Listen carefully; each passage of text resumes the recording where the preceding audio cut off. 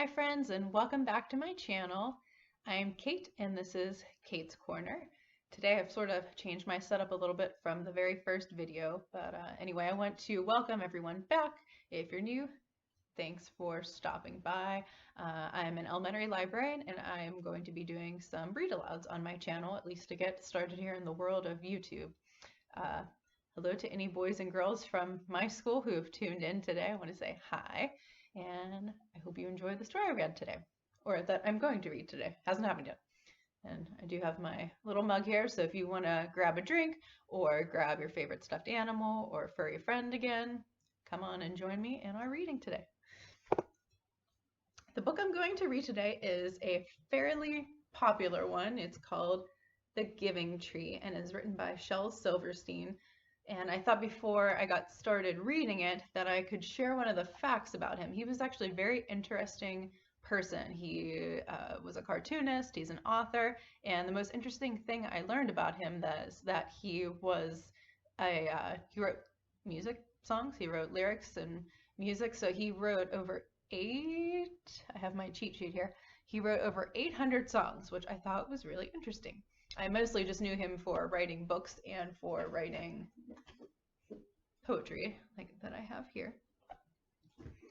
So again, this is a pretty popular story. Maybe a lot of you have this one at home. So if you do, you're welcome to grab this book and read along with me.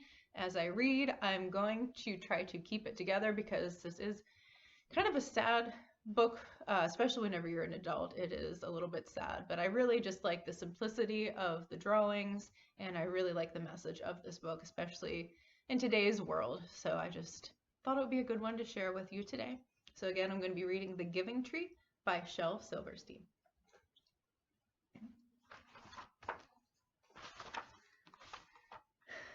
Once there was a tree.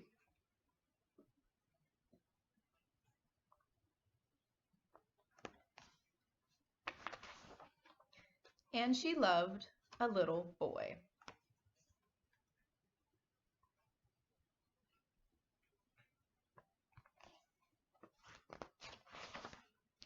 And every day the boy would come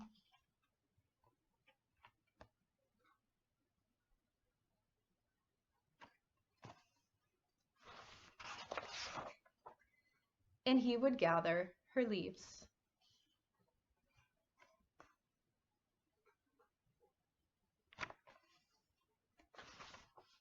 And make them into crowns and play king of the forest.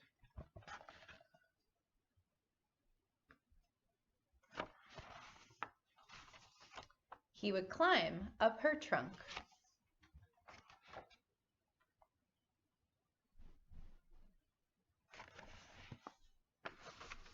And swing from her branches.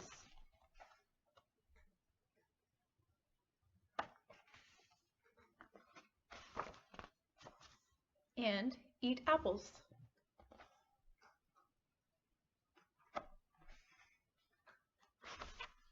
And they would play hide and go seek.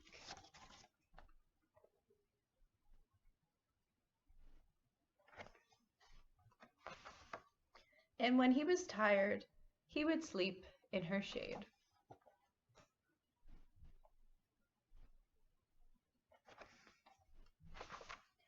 And the boy loved the tree.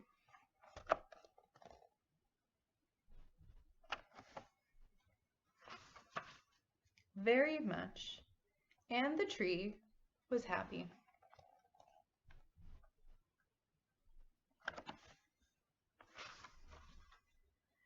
But time went by.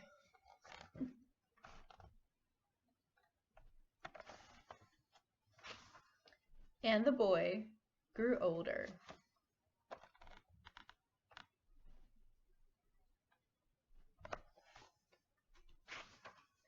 And the tree was often alone.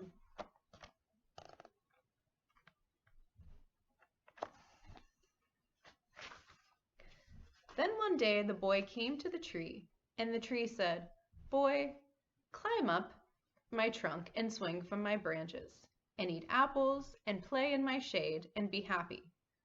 "I am too big to climb and play," said the boy. I want to buy things and have fun. I want some money. Can you give me some money? I'm sorry, said the tree, but I have no money. I only have leaves and apples. Take my apples, boy, and sell them in the city. Then you will have money and you will be happy.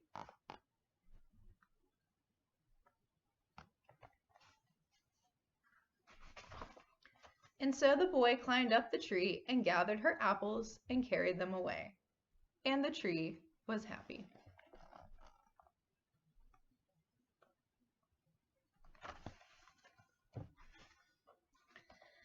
But the boy stayed away for a long time, and the tree was sad. And then one day the boy came back, and the tree shook with joy. She said, "Come, boy, climb up my trunk and swing from my branches and be happy." "I'm too busy to climb trees," said the boy. "I want a house to keep me warm," he said. "I want a wife and I want children, so I need a house." "Can you give me a house?" "I have no house," said the tree. "The forest is my home. But you may cut off my branches and build a house. Then you will be happy."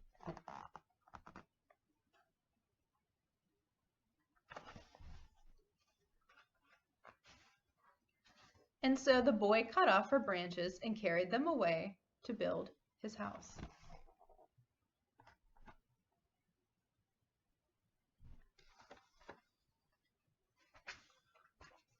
And the tree was happy.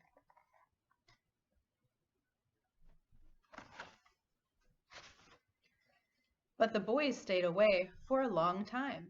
And when he came back, the tree was so happy she could hardly speak. "Come, boy," she whispered. "Come and play." "I am too old and sad to play," said the boy. "I want a boat that will take me far away from here. Can you give me a boat?" "Cut down my trunk and make a boat," said the tree. "Then you can sail away and be happy."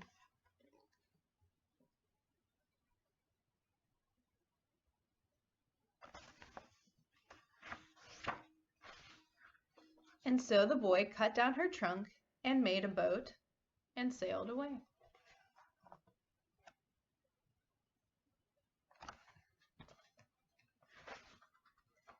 And the tree was happy, but not really.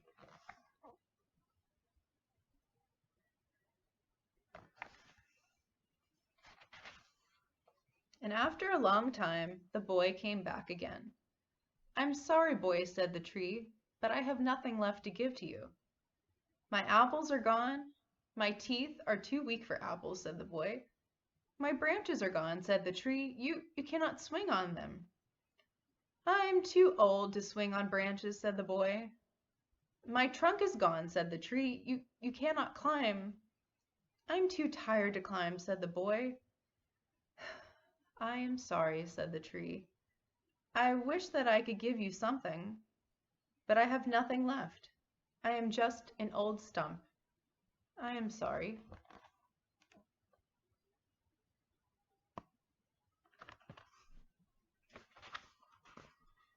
"I don't need very much now," said the boy.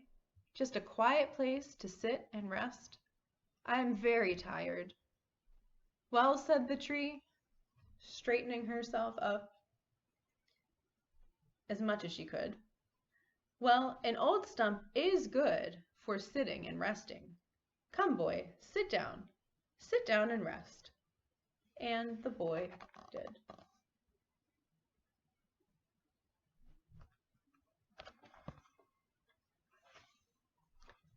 And the tree was happy. The end. That was a great book. I've read it many times before. I'm glad I was able to keep it together and not cry, because it is kind of sad at the end when the tree has just given about all that she had to the boy. So you can just think about maybe in your life, with all the things that are going on in the world, what you can do when you think maybe you have nothing else to give. Maybe you can just give a hug or give a smile or say a nice word to a friend. And that can be something that you can do, the way that you can share things. So I did have, if there are any parents tuning in here, I did have a couple of tips for maybe your child who doesn't really like reading as much. So I had 5 tips that I found that may help children get a little more excited about reading at home. So the first tip that I found was just making sure you're surrounding your child with reading material. So that could mean books, but doesn't necessarily have to mean books. So you can have magazines, or maybe I know a lot of the kids at my school where I teach, they really like graphic novels. So having those around, and maybe they don't still like any of those. So I would say just as long as you're getting them to read, that's great. Maybe, again, today's day and age, we're quarantined, so can't really get out and go to the library right now, but maybe getting your kid to just help you read recipes, and if you're cooking or baking together, have them read the directions for you. So anytime you just get them to read, that's a positive and good step. The second tip that I have would be to let them choose. So if you do have a read aloud time or story time, maybe before they go to bed at night, let them pick whatever book you read to them, even if it's the book that you've read 500 times to them. Let them pick the book, because at least, again, they're reading and you're reading with them. The third tip that I have would be to read several stories in a day. So just exposing them to different kinds of books. So maybe when they get up in the morning, you can read them a book, and then maybe you can have a story time in the middle of the day, and then again, maybe at night to help them fall asleep. And then the fourth tip that I had would be to develop oral reading skills. So yes, you're reading to your child, but maybe have them read parts of the book back to you, or maybe they can write and illustrate their own book and read it out loud to you, because it just helps some people and helps some kids to comprehend a story better if they're reading it out loud. Helps them to get what's happening a little bit better. And then my fifth tip would be to just use technology. Again, right now we can't just walk over to the nearest library to get a book, so we might use e-readers. I have my Kindle that I use to read books that are available at my local library, and maybe just reading news articles online, or any of the educational websites that are available to everybody, be able to go online, and anytime they're reading, it's great, reading anything.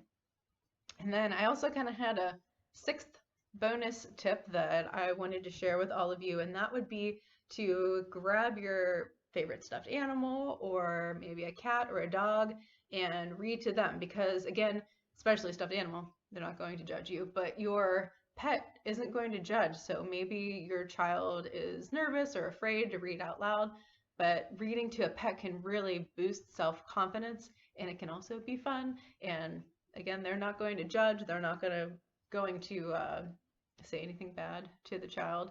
And I also wanted to share my furry friend with you, so I am going to grab her and I will be right back. Okay everybody, here's Poppy. This is my little furry friend that I can read to sometimes, and again, your pet's not going to judge you. I don't know, depending on what kind of cat you have, if you own a cat, they're going to sit still while you read a book. She doesn't really want to be here right this second, but you know, even reading to animals can really calm them down too. And she doesn't want to be here right now, but here she is. That's Poppy. Say hi to everybody. But that can be something fun. That's a fun tip that I have. And so I think that's all that I had to share today. And I hope that you enjoyed watching this video, that you enjoyed The Giving Tree. Again, it's one of my favorite books. It's always been one of my favorites. So I hope that you subscribe to my channel and you give this video a thumbs up if you liked it.